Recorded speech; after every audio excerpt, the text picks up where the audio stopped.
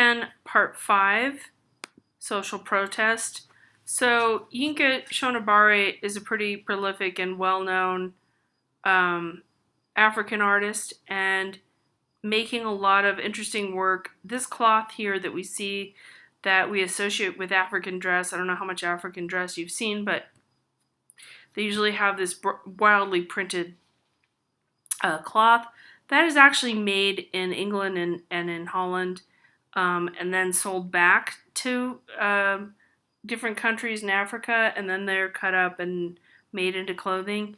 And the method or the idea is this is batik that comes from Indonesia. So this is a lot to do with colonialism and how the English and Dutch have taken from Indonesia, another place they colonized, and then sold this back to Africa with their designs that were indigenous. So that's one commentary there. Also that he's using humor here to protest the colonial past. So I'm going to skip ahead and look at Mr. and Mrs. Andrews, which is our Gainsborough painting from chapter 2. It's a landscape, and we see these landed gentry here with their fancy outfits and the dog, and he's hunting. Everything is peaceful, and we see the wheat has been harvested. It's a very good crop, and he's going to be even more wealthy. So this pose is meant to imitate that. And also it's commenting on the French who became very wealthy from their trade and their colonization, and how Marie Antoinette had her head chopped off by guillotine. Okay, Kara Walker. She creates these life-size cutout silhouettes. They're really interesting. They're just made out of black paper, and she cuts them out. They're very beautifully drawn, and then she projects images. She didn't used to project the images, but she started doing that. This is from the year 2001. Now she also does these animations and has these figures moving in silhouette. They're very interesting. Very, very dark. This whole chapter is fairly on the dark side. But she is an African American who is not wanting to hide the past, the dark past, I guess you should say. And some people get very frustrated with her, African Americans and other people as well, that she's confronting a dark past and showing these imagery of, she'll show rape, murder, a lot of babies being born from the, slave women to the master. So a lot of things that are just really kind of dark and brutal. Child labor too, that is often portrayed in these cutouts. But she makes them pretty large, and she's had, like it says here, some positive and negative responses. So she feels they should be discussed. That's why she does them.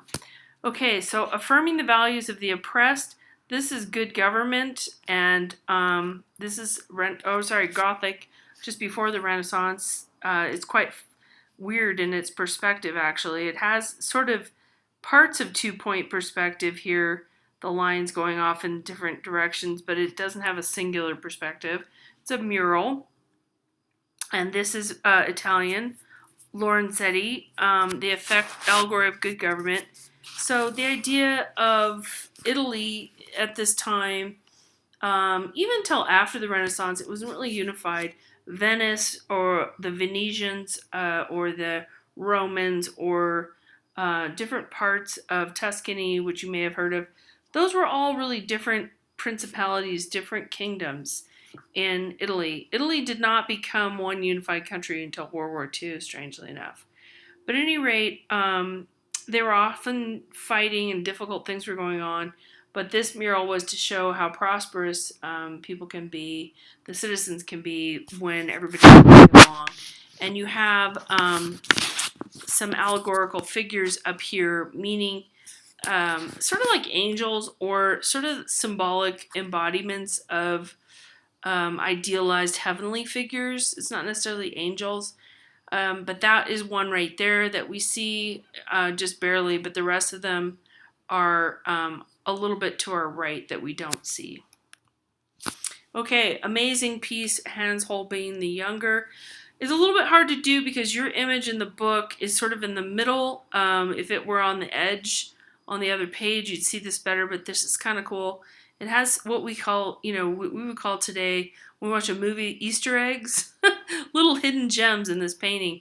It's quite amazing. But this was a time where these two ambassadors for France, these two gentlemen, Jean de Denville and Georges de Selve, were in France, they're from France, they're in England. Henry VIII has them in his court. Now, this is very common previous to the way we have government, but we have ambassadors from other countries in like major diplomatic cities, like in DC.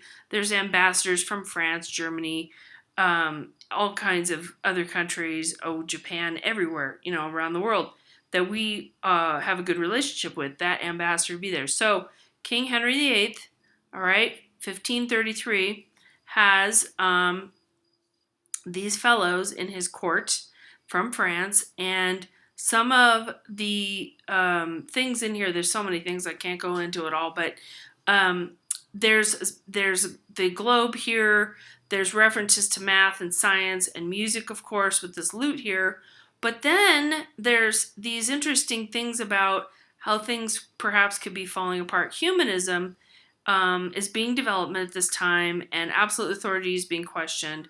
So what this lute, let's see if we have a close-up. No, that doesn't give it good enough.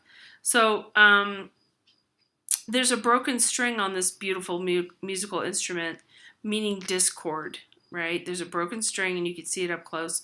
And then up here, there's a crucifix.